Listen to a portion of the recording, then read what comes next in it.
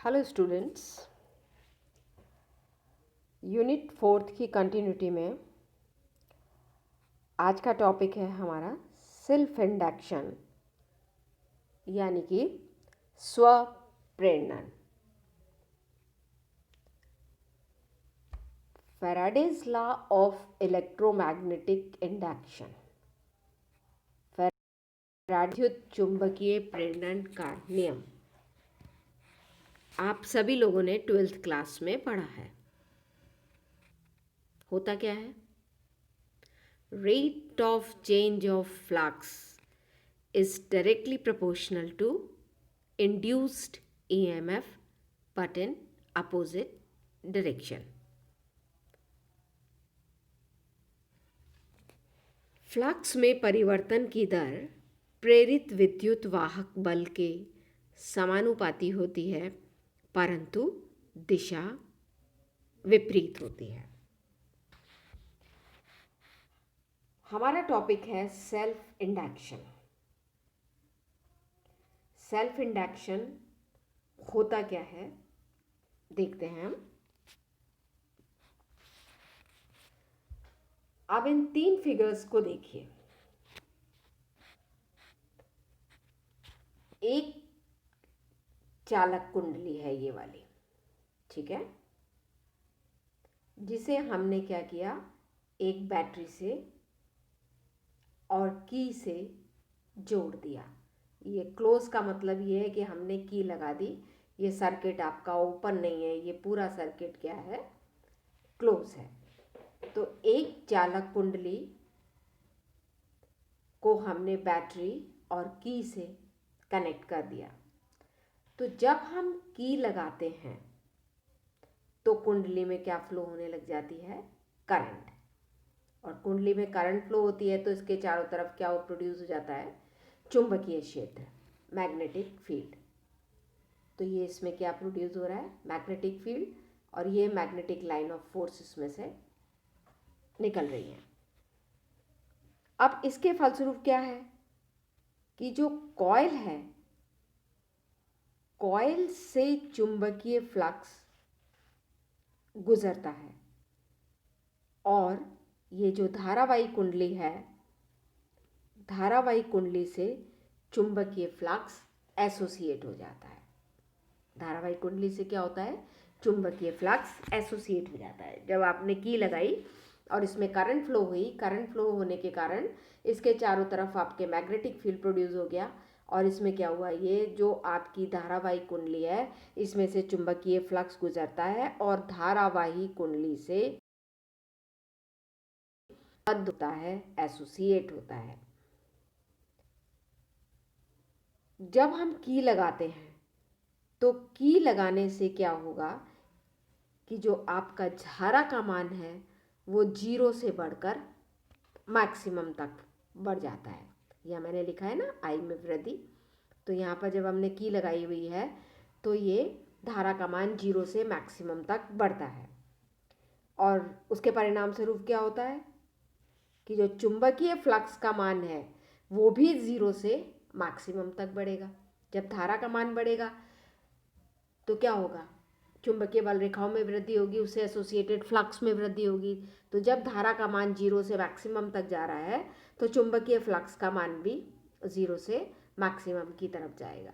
तो क्या होगा, चुंबकीय फ्लक्स में परिवर्तन हो रहा है और चुंबकीय फ्लक्स में परिवर्तन की दर किसके बराबर है, प्रेरित विद्युत वाहक बल के बराबर होती है।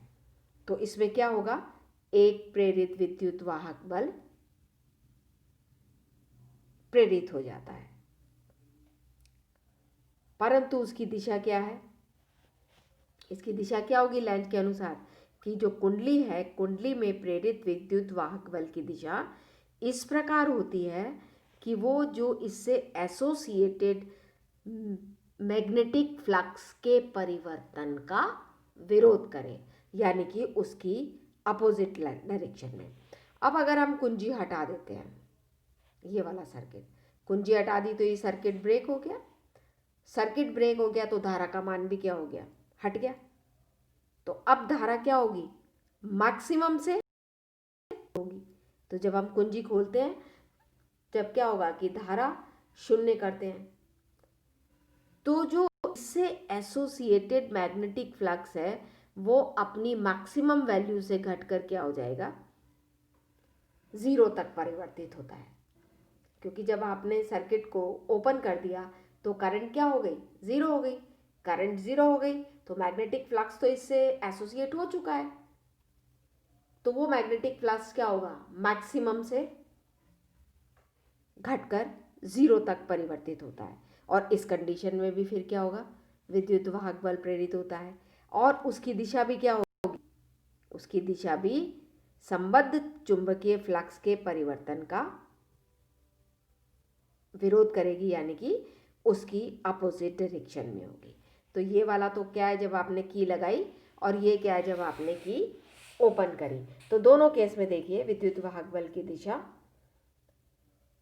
जो एसोसिएटेड मैग्नेटिक फ्लक्स में रेट ऑफ चेंज हो रहा है उसके अपोजिट डायरेक्शन में होगी।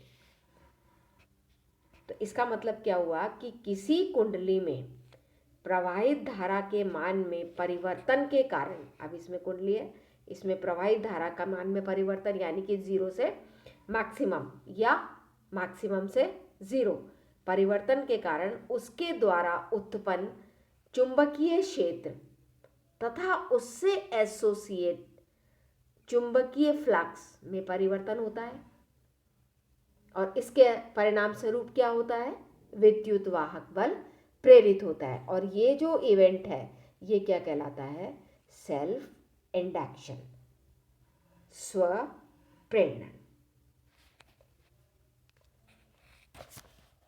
यानी कि the property of a coil by virtue of which it opposes the change of current flowing in the coil is called self inductance, स्व प्रेरण।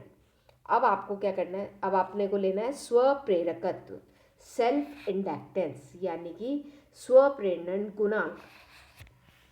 अब ये तो आपने देख लिया कि किसी कॉइल में धारा प्रवाहित होने से उसके द्वारा उत्पन्न मैग्नेटिक फील्ड तथा उससे एसोसिएटेड मैग्नेटिक फ्लक्स करंट के डायरेक्टली प्रोपोर्शनल होता है। अगर आप करंट का मान बढ़ाएंगे तो क्या होगा, चुंबकीय क्षेत्र के मान में वृद्धि होगी, उसके मान में वृद्धि से उससे एसोसिएट चुंबकीय फ्लक्स जो संबद्ध चुंबकीय फ्लक्स है उसके मान में भी वृद्धि होगी।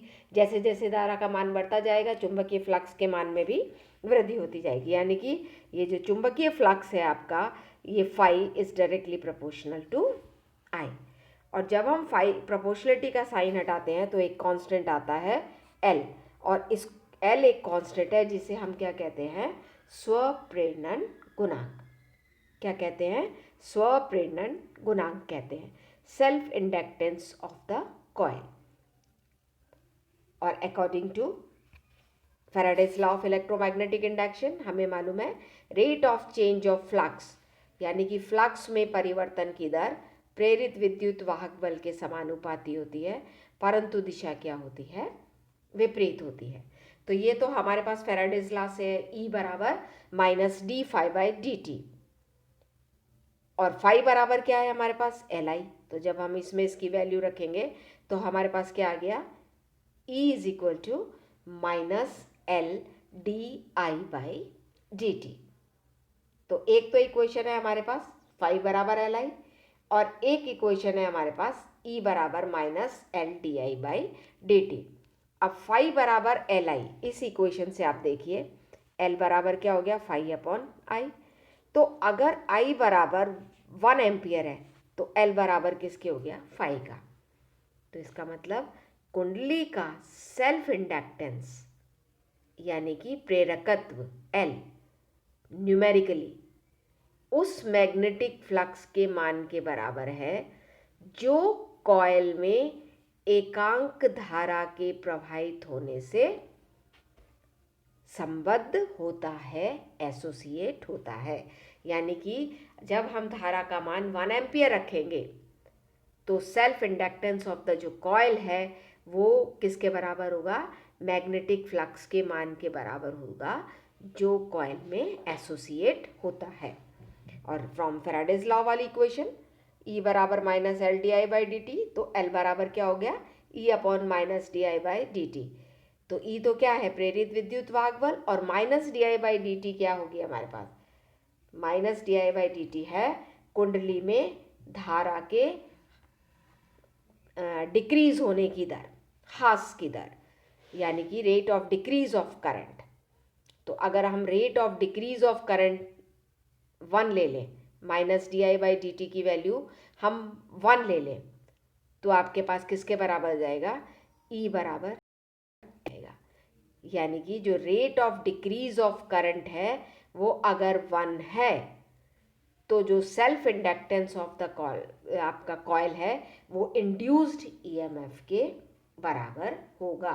मतलब किसी कुंडली का स्वप्रेरणन गुणांक यानी कि self inductance of the coil numerically किसके बराबर होगा, उसके प्रेरित विद्युत वाहक मान के बराबर होगा जो कुंडली में धारा के rate of decrease of current के 1 होने पर उत्पन्न होता है, 1 होने पर उत्पन्न होता है।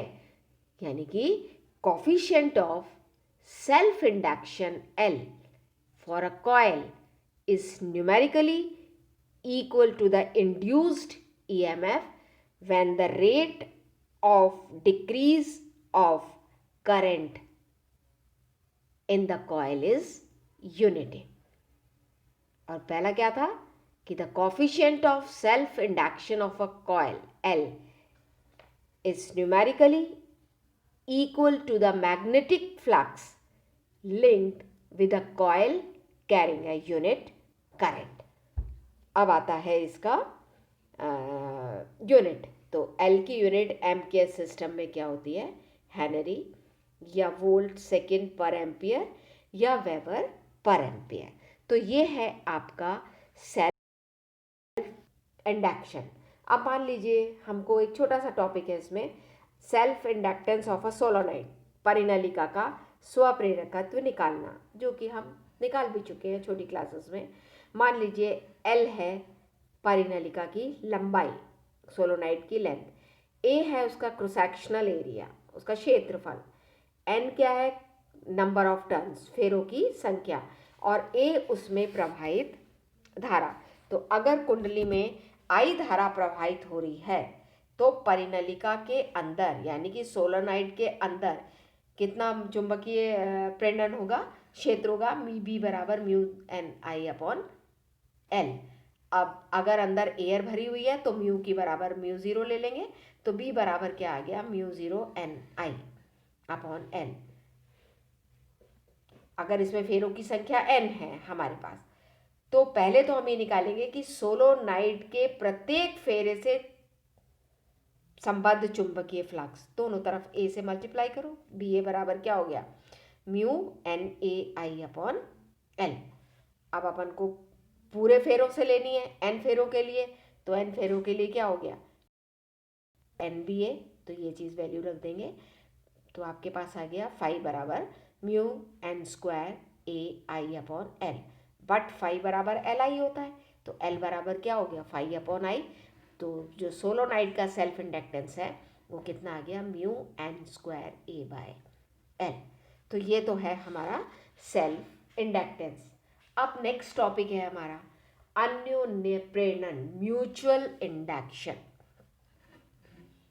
म्यूचुअल इंडक्शन, अन्योन्य प्रेरण। अब आप देखिए इस फिगर को, देखिए ये बहुत ही पास पास दो कॉइल हैं, A और B। जो A कॉइल है इसके सीरीज में हमने बैटरी और की को लगा दिया है, और जो B कॉइल है उसके सीरीज में हमने एक धारा मापी यानी कि एक गैल्वेनोमीटर ले लिया है। तो जब की लगाकर, इसको हम की लगा देते हैं, इसको क्लोज कर देते हैं, तो कुंडली A में धारा बहने लग जाती है। तो वहाँ पर धारा बहने लगेगी तो इधर क्या उत्पन्न हो जाएगा, चुंबकीय क्षेत्र उत्पन्न होता है। अब इधर चुंबकीय क्षेत्र उत्पन्न होने के कारण इस वाली कॉइल में चुंबकीय फ्लक्स गुजरता है। जब यहाँ चुंबकीय क्षेत्र उत्पन्न होगा तो यहाँ पर क्या गुजरेगा, चुंबकीय फ्लक्स गुजरता है, यानी कि बी से चुंबकीय फ्लक्स संबद्ध हो जाता है। तो कुंजी लगाने पर कुंडली ए में समय के साथ धारा का मान 0 से मैक्सिमम तक बढ़ता है। तो अगर यहाँ पर धारा का मान 0 से मैक्सिमम बढ़ेगा तो इस वाली कुंडली बी में जो एसोसिएट मैग्नेटिक फ्लक्स है वो भी 0 से अपनी मैक्सिमम वैल्यू तक बढ़ेगा। इसके परिणाम स्वरूप इससे जो संबद्ध चुंबकीय फ्लक्स है उसमें परिवर्तन होगा, और चुंबकीय फ्लक्स में परिवर्तन की दर किसके बराबर होती है? प्रेरित विद्युत वाहक बल के बराबर। और इसमें क्या होगा? विद्युत वाहक बल प्रेरित हो जाएगा। आपने यहाँ की लगाई तो यहाँ धारा चुंबकीय क्षेत्र उत्पन्न हुआ, जिसके फलस्वरूप यहाँ पर चुंबकीय फ्लक्स एसोसिएट हुआ। धारा का मान 0 से मैक्सिमम तक बढ़ेगा तो इसमें जो फ्लक्स एसोसिएट हो रहा है उसकी वैल्यू भी 0 से मैक्सिमम तक बढ़ेगी, और फलस्वरूप यहाँ पर क्या होगा? विद्युत वाहक बल प्रेरित हो जाएगा। और अगर हम इसमें धारा बंद कर दें, यानी कि की को हटा दें, तो कुंडली बी से क्या होगा? जो एसोसिएट मैग्नेटिक फ्लक्स है वो मैक्सिमम से 0 आ जाएगा। उस कंडीशन में भी फ्लक्स में परिवर्तन हो रहा है, तब भी क्या होगा? विद्युत वाहक बल प्रेरित हो जाता है। दोनों कंडीशन में हमने क्या देखा कि कॉइल बी में विद्युत वाहक बल प्रेरित होता है, क्योंकि उसमें जो एसोसिएट मैग्नेटिक फ्लक्स है वो क्या होगा? जब कुंडली ए में धारा में परिवर्तन होगा तो यहाँ भी फ्लक्स में परिवर्तन होगा, और आपका क्या होगा? विद्युत वाहक बल प्रेरित होगा। तो आपने जब की हटाई तो जो गैल्वेनोमीटर में डिफ्लेक्शन होगा, और जब की लगाई तो जो गैल्वेनोमीटर में डिफ्लेक्शन होगा, दोनों की डायरेक्शन क्या होगी? अपोजिट होगी।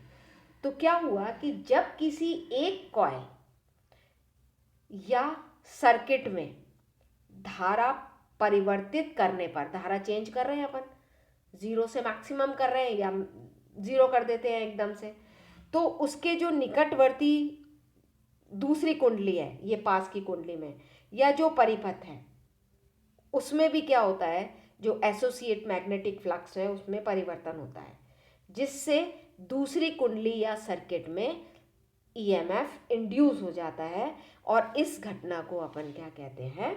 म्यूचुअल इंडक्शन, अन्योन्य प्रेरण। तो जिस कुंडली में धारा प्रवाहित की जाती है, यानी कि ए कुंडली, उसको हम प्राइमरी या प्राथमिक कुंडली कहते हैं, और जिस कुंडली में म्यूचुअल इंडक्शन द्वारा विद्युत वाहक बल उत्पन्न होता है उसको सेकेंडरी कॉइल कहते हैं। तो बी आपकी क्या है? सेकेंडरी कॉइल है। बी आपकी क्या है? सेकेंडरी कॉइल है। तो ये आपका वही है जो मैंने अभी आपको बताया। तो ये सारा दूसरी कॉइल करंट, ए प्राइमरी कॉइल जिसमें धारा प्रवाहित की जाती है, और ये आपकी सेकेंडरी कॉइल है जिसमें म्यूचुअल इंडक्शन के कारण विद्युत वाहक बल उत्पन्न होता है। अब ये जो आपकी म्यूचुअल इंडक्शन की इवेंट है, इसको हम ज़्यादा इफेक्टिव बनाना चाहते हैं, तो उसके लिए हम क्या करते हैं कि जो कॉइल्स है, कॉइल्स में जो फ्लक्स की संबद्धता है वो अधिक होनी चाहिए। तो इसके लिए हम क्या करते हैं? कॉइल को किसी मैग्नेटिक सब्सटेंस की रॉड पर एक के ऊपर एक, लाइक दिस, एक के ऊपर एक इस फिगर की तरह बंद कर, पाथ प्रदान कर इस प्रकार समायोजित किया जाता है कि प्राइमरी, ये आपकी क्या है? प्राइमरी कुंडली द्वारा उत्पन्न चुंबकीय बल रेखाएं अधिक मात्रा में दूसरी कुंडली से गुजरे। मतलब इस तरीके से हम क्रॉड लगा के ऐसे व्यवस्था कर देते हैं, उसमें ऐसा मैग्नेटिक पाथ हम क्रिएट कर देते हैं कि जो प्राइमरी कॉइल द्वारा उत्पन्न मैग्नेटिक लाइन ऑफ फोर्स है वो ज़्यादा से ज़्यादा दूसरी मात्रा में सेकेंडरी कॉइल के अंदर से गुजरे।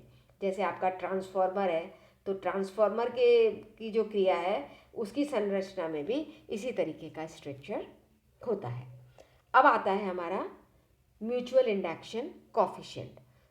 तो मान लीजिए कॉइल ए में धारा कितनी है, आई है, और इसके कारण उत्पन्न कुंडली में जो चुंबकीय क्षेत्र है वो बी है, तो बी कुंडली आप इसके कारण उत्पन्न चुंबकीय क्षेत्र द्वारा कुंडली बी से एसोसिएट मैग्नेटिक फ्लक्स कितना है 5e, क्योंकि धारा प्रवाहित होगी ए में तो बी में क्या होगा फ्लक्स एसोसिएट होगा, तो 5e क्या होगा उस फ्लक्स किसके बराबर होगा, is directly proportional to primary coil में जो करंट फ्लो हो रही है। तो जब इसको हम साइन को हटाते हैं एम आता है, एम क्या कहलाता है, एक कांस्टेंट है जो क्या करता है दोनों कुंडलियों के बीच म्यूचुअल इंडक्शन के मैग्नीट्यूड का बारे में बताता है, और इसे हम कहते हैं अन्योन्य प्रेरण गुणांक। इसी तरह से लॉ ऑफ इलेक्ट्रोमैग्नेटिक इंडक्शन से भी हमें मालूम है ई बी बराबर minus D five by D T होता है। इसकी वैल्यू रख दीजिए 5e बराबर एम, तो आपके पास ये आ गया। एम की वैल्यू क्या आ गई, ई बी मतलब सेकेंडरी कॉयल में इंड्यूस्ड ईएमएफ, और D I A by D T minus क्या है रेट ऑफ प्राइमरी कुंडली में। तो अगर rate of decrease of current 1 के बराबर है तो m बराबर ई बी हो जाएगा। इसी तरीके से अगर यहाँ पर आई ए बराबर 1 के बराबर है तो 5e बराबर m के बराबर हो जाएगा। तो इसका मतलब यह है कि दो चुंबकीय रूप से संबद्ध कुंडलियों के मध्य mutual induction coefficient m numerically secondary coil से एसोसिएटेड उस मैग्नेटिक फ्लक्स के मान के बराबर होता है जो प्राइमरी कॉयल में एकांक धारा प्रवाहित होने पर उत्पन्न होता है। इसी तरीके से आप इधर भी आ सकते हैं, वही चीज़ें आपके पास में। तो यहाँ पर आप क्या कहेंगे कि आपका किन्हीं दो कुंडलियों के मध्य अन्योन्य प्रेरण गुणांक न्यूमेरिकली किसके बराबर होता है, सेकेंडरी कॉइल में प्रेरित उस विद्युत वाहक बल के बराबर है जो प्राइमरी कॉइल में rate of decrease of current के यूनिटी होने पर उत्पन्न होता है। इसकी यूनिट क्या होती है, जूल पर एम्पियर स्क्वायर। तो आपका आज के टॉपिक में क्या हो गया, म्यूचुअल इंडक्शन और सेल्फ इंडक्शन, इस मैंने आपको बता दिया। अब आपका जो नेक्स्ट टर्न पे हम पढ़ेंगे measurement of self induction by Rayleigh's method and AC circuit, ये सब हम नेक्स्ट टर्न पे पढ़ेंगे। तो अब आपकी नेक्स्ट क्लास मंडे को होगी। Thank you.